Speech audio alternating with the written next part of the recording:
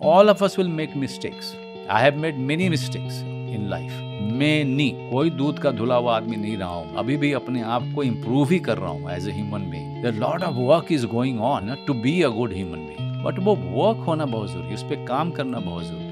I've already added the video into my timeline. Now, I've also done something really helpful for you. I have already rotoscoped this character and added a green color behind them. So instead of a complex background, the character now has a clean green screen that you can easily remove in any editing software. You can download this video from the link in the description. To remove the green screen in Premiere Pro, go to the effects panel and search for Ultra Key. Drag and drop the Ultra Key effect onto your video layer. In Effect Controls, find the eyedropper tool inside the Ultra Key settings.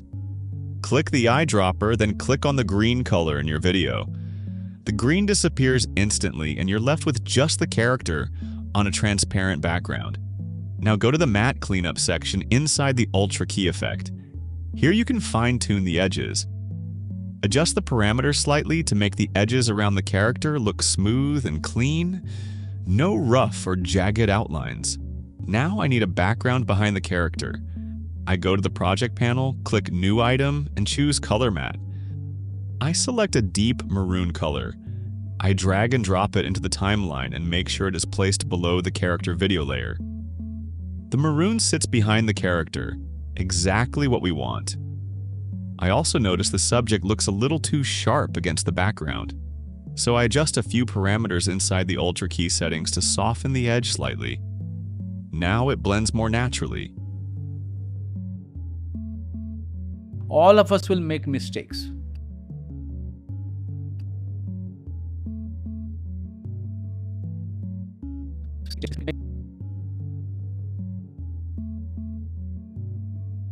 Now let's add our first text.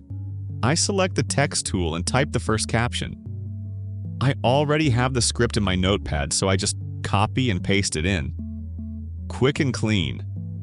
I go to Properties and change the font to Cool Vetica Regular. I adjust the size and center align the text. Then I turn on the text background option. I set the background color to white and the text color to maroon.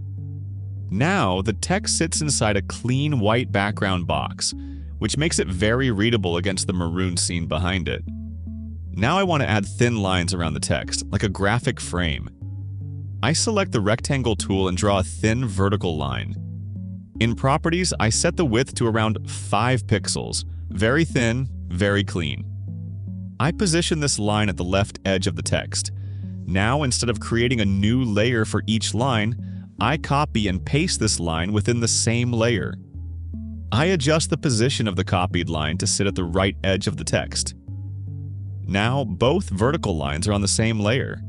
I need horizontal lines too, one above the text and one below. I copy and paste the line again, then rotate it 90 degrees to make it horizontal. I position it above the text. I copy it one more time and place it below the text. Now I have a complete 4-sided frame of thin lines around the text. Now this is important. I move this lines layer below the character video layer in the timeline. This way the lines go behind the character, not in front of them. It creates a nice depth, like the character is standing in front of a graphic frame. Very cinematic. Now for the highlighted word. I copy and paste the text layer and type my highlighted word. Since this copied layer has a text background, I turn the background off. Then I change the font to Kunstler Script. It's a beautiful, elegant script font that creates a strong contrast against the regular cool Vetica text. I change the text color to white and increase the size significantly. This is the featured word. It needs to be bigger and more prominent than everything else around it. I adjust the position, then go to Effect Controls, and change the blending mode of this layer to Color Dodge.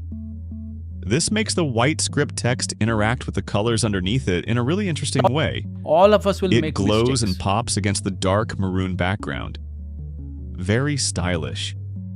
I have made many mistakes in life.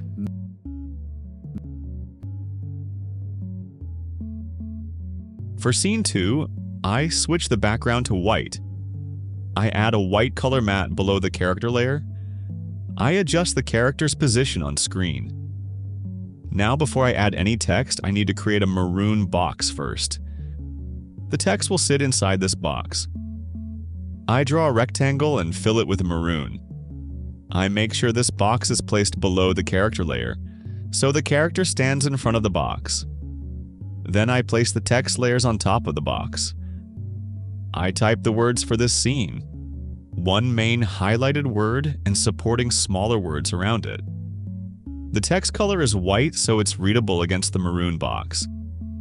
Now here's the animation. I want the maroon box to reveal itself from left to right, and as it reveals, the text appears inside it. Since the text is white, it's invisible until the box fills in underneath it. It looks like the text is being revealed by the box expanding. Very satisfying effect. I select the box layer, go to Effects, and add the crop effect. In Effect Controls, I turn on the right crop keyframe. The first keyframe has the right crop at 100%, meaning the box is completely cropped and invisible. The last keyframe has the right crop at 0%. The full box is visible. I have made many mistakes. The box grows from left to right, and the text reveals as it appears. I have made many mistakes. I adjust the graph in life. editor to make the animation start fast and slow down at the end. Clean and smooth. Back to the maroon background for scene 3. I add the maroon color matte below the character again and adjust the position. In this scene, the character is saying a word many times, really emphasizing it. So to visually match that energy, I type the word with the letter repeated many times across the text. I go to Properties and increase the size dramatically. This text is huge, placed above the character's head. It fills the upper portion of the frame with this single oversized repeated word. Now I animate this text. I go to Effect Controls and turn on the Position keyframe. I create a right-to-left sliding animation. The text starts off to the right of the screen and slides left to its final position. It moves with the energy of the word being repeated. I adjust the graph for smooth, natural movement. Now, here's a really cool technique. I copy this text layer and place the copy below the character layer in the timeline. Now I have the same text on 2 layers, one above the character and one below. I turn off the top text layer. Now, only the layer behind the character is visible, and you can see the full word stretching behind the character. Then I turn the top layer back on.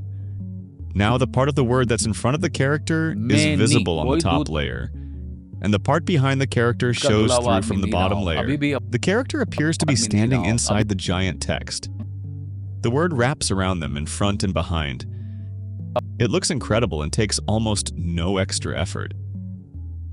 For scene 4, I'm using a web series scene as the background. You can use any movie scene or web series clip you like here, whatever fits your content. I extend the maroon background slightly because we still need it on one side of the frame. I adjust the character's position so they sit on the right side. Leaving space on the left for our text and graphics, I type the text for this scene. Same structure as before. One highlighted word and supporting smaller words. I'm speeding through this part because you already know how to add and style text from the earlier scenes. If you want this project file exactly as I'm building it right now, every layer, every effect, every keyframe, join the YouTube membership and you'll get instant access. Members, check the post section for your download link. Now I create a white box for the upper text. I draw a rectangle using the rectangle tool. In Properties, I increase the stroke thickness and adjust the box to fit neatly around the upper text. Since the box is white, I need to change the text color to maroon so it's visible inside the white box. I select the text and change the color from white to maroon. Now it reads clearly. I duplicate the box layer for the bottom word. This time the box is horizontal, wide and short, while the first box was vertical, tall and narrow. I decrease the height and increase the width to fit the bottom word. I also change the bottom text color to maroon to match. Now, let's animate the boxes so the text reveals as each box appears. For the vertical top box, I select it and move the anchor point to the very top of the box. Then I uncheck Uniform Scale in the Scale properties so I can control height and width independently. I turn on the Scale Height keyframe. The first keyframe has scale height at 0. The box is completely flat and invisible. The last keyframe has scale height at 100%. The full box is visible. The box grows from top to bottom and the text reveals inside it. I adjust the graph for smooth animation. For the horizontal bottom box, same process, but this time I animate the horizontal scale. I move the anchor point to the left side. I turn on the scale width keyframe and animate from 0 to 100%. The box grows from left to right. I adjust the graph to match the same smooth feel as the vertical box. For scene 5, I'm back to the white background. I copy the white color matte from the earlier white scene. I also copy the character's position from scene 1 and paste it here so the placement is perfectly consistent. I copy and paste the line graphics from scene 1, but this time I need the lines to be maroon instead of white, since the background is now white. I go to Properties, select all 4 lines, and change their color to maroon. Now the graphic frame lines are maroon on the white background. Consistent design language, just inverted colors. I copy the text layer from scene 1. I change the text background color to maroon and the text color to white. I type my new text and adjust the position and size. Now I add a second line of text. I copy the text layer, but this time I disable the background and change the text color from white to maroon. I type the second line of text and select all the text to make it smaller overall. But in this second line, there are 2 specific words, good and human, that need to be larger than the rest to give them emphasis.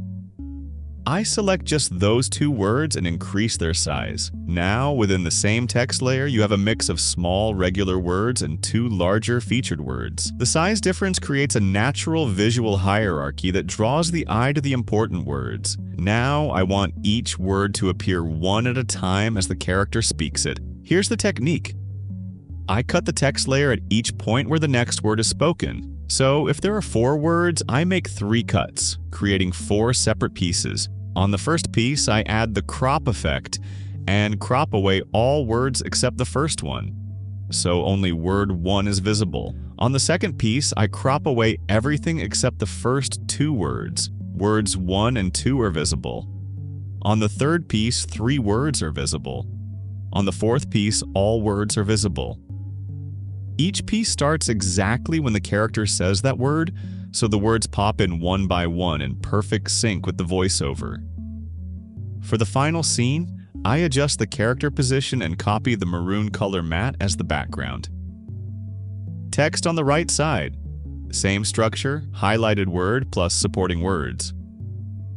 I'm speeding through the text placement since you know this process well by now.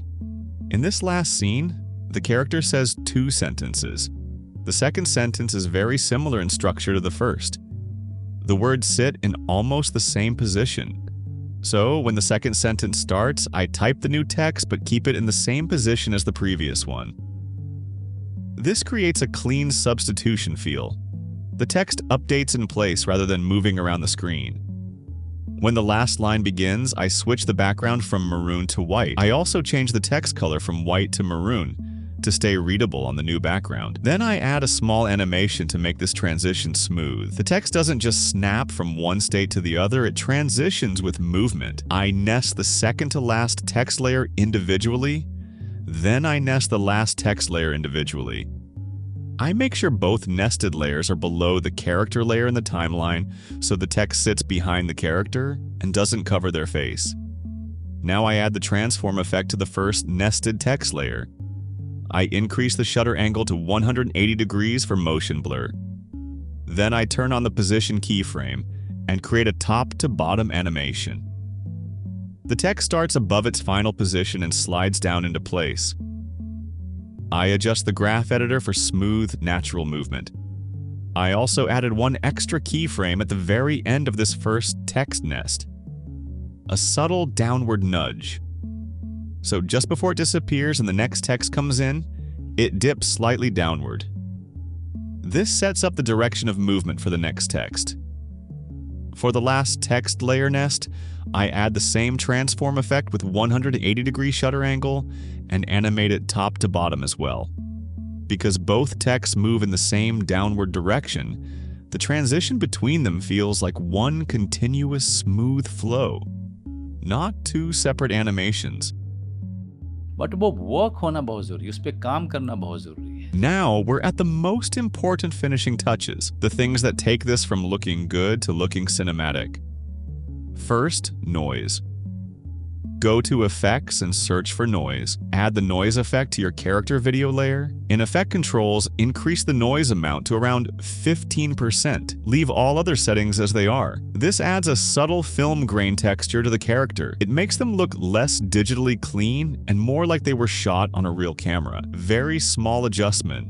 Very big visual impact. Now copy this noise effect and paste it onto all your other character layers throughout the reel. Every scene should have this consistent grain on the character. Next, long shadow. This adds a dramatic shadow behind the character that gives them depth and makes them feel grounded in the scene rather than floating on top of it. Go to Effects and search for long shadow. Add it to the character layer. In Effect Controls, first change the shadow color to a dark maroon, not pure black, but a deep dark maroon. This keeps the shadow within the color palette of the reel. Then change the alpha falloff to 100%. Then increase the length of the shadow and slightly decrease the opacity. So the shadow is long and visible but not overwhelming. It should feel natural, like light is coming from one direction. Copy this long shadow effect and paste it onto all your character layers. Every scene should have the same shadow treatment for consistency. Now add the film grain overlay on top of absolutely everything, the very top layer in your timeline. Change its blending mode to vivid light. Then decrease the opacity until it blends naturally with everything underneath. You don't want it to be heavy or distracting, and you want it to be felt rather than seen. It adds a beautiful, warm, vintage texture to the entire reel. Last step, background music. Add some emotional background music to the timeline, the kind that sets the mood and supports the words being spoken. Now, don't just lower the volume. Instead, go to Effects and add the simple Parametric EQ effect to the music audio layer. In Effect Controls, set the Q value to 4 and the boost to -10. This dips the frequencies that compete with the human voice. Then also reduce the overall volume level to -10 decibels. All of us will make mistakes. I have made many mistakes in life. Many. कोई दूध का धुला हुआ आदमी नहीं रहा हूँ. अभी भी अपने आप को improve ही कर रहा हूँ as a human being. There are a lot of work is going on to be a good human being. But वो work होना बहुत जरूरी है, उस पर काम करना बहुत जरूरी है. If you enjoyed this video, please give it a like, share it with your editor friends, and subscribe so you don't miss the next one. Thank you so much, and I'll see you in the next video.